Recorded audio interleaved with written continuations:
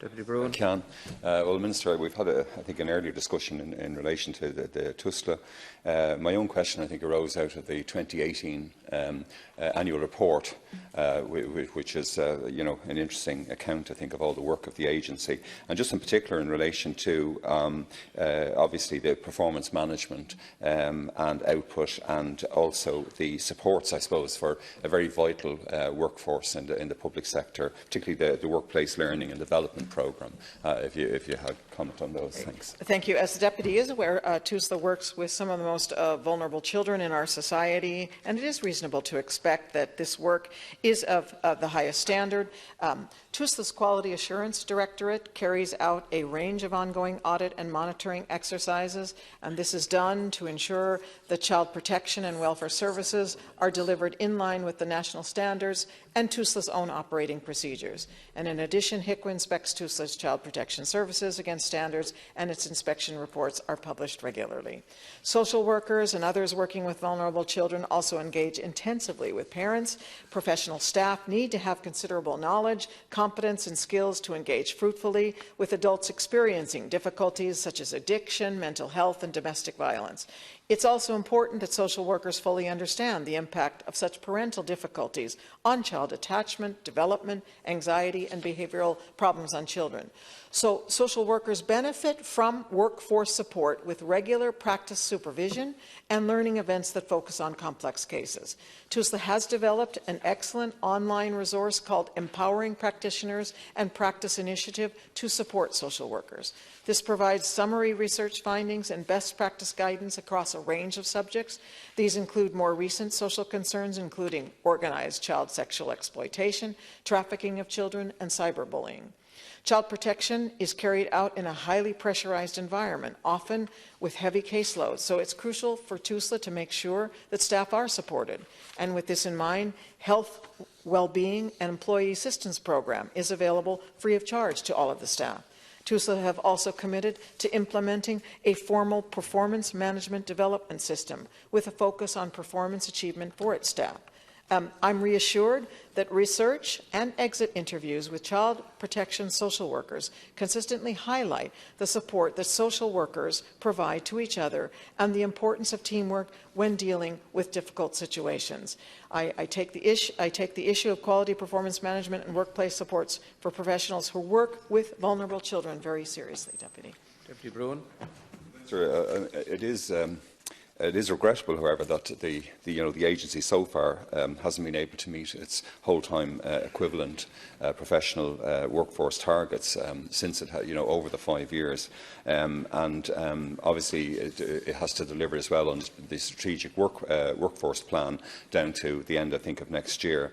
I did raise with you before, obviously, the problems of recruitment and retention, in particular of social workers. But in the context of Budget 2020, I mean, you got just, I think, an under 4% increase for the whole department, of which about half, 814 million, which was, I think, a 29 million euro increase on TUSLA's budget. Again, some of the ambition was to reduce the unallocated numbers of unallocated cases, to address cost pressures in residential care and so on. But, and again, you mentioned the pressures that the workforce are facing. For example, in July, 802, I think, high priority cases were awaiting allocation, 2,813 medium priority and 1,818 low priority cases. Obviously, the kind of pressures that the workforce are operating under with those kind of waiting lists are immense. And what targets have you got to ensure the strategic plan is developed or is achieved? Minister. Oh, okay. Do you mean I presume, Deputy, that you mean the workforce, strategic development plan that they have recently put out and I've identified? Obviously, obviously coming from TUSLA, the board, and a subcommittee of the board overseeing and monitoring that along with my officials. And I think there's a couple of things that they've identified that I think are going to make the difference in terms of increasing the numbers. This is now ensuring, I suppose, more people join them.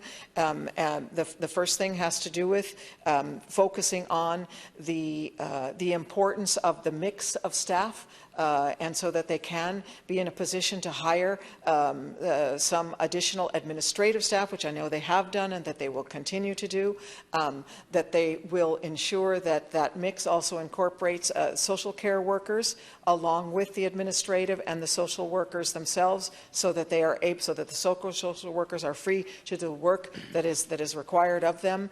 I suppose the other aspect that I would just want to emphasize now that they're focused on, and that has to do with the retention aspects that I've already identified there in terms of providing additional supports for their employees to make it effectively an employment of choice. Deputy Broughan. And again, Minister, TUSLA has produced a very interesting the National Performance and Activity Dashboard. Well, the last one I've been able to read was July, I think, 2019.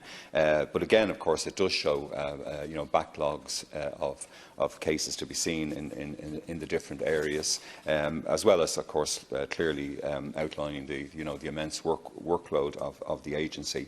But is it the case that the workforce, the learning and development programme still needs additional resources, still needs more daily, weekly, monthly supports for staff who are, again, carrying out this vital work for the nation, and that the strategic action plan can recognise, in fact, in particular, like the needs of people who are doing the work that this House has mandated. Thanks, Minister. I think, as you indicated, the amount, particularly for this budget, that I was able to receive in terms of increasing TUSLA's resources, obviously, as you'd be well aware, within a very tight budgetary context. So I think it was, excuse me, I think it was an important achievement to get that additional sum of money to provide to TUSLA. That's the first point to say. Secondly, though, I do know, and I am aware of the ways in which the TUSLA is currently examining, looking at the numbers and the cost of the agency staff that they utilize because of the difficulty in terms of the recruitment, particularly the recruitment of new social workers that we've identified, and that's a high cost, and they're looking at ways in which of bringing that cost down, which I have also had some really significant engagement with them in relation to that, and I can maybe say more about that in terms of some other questions.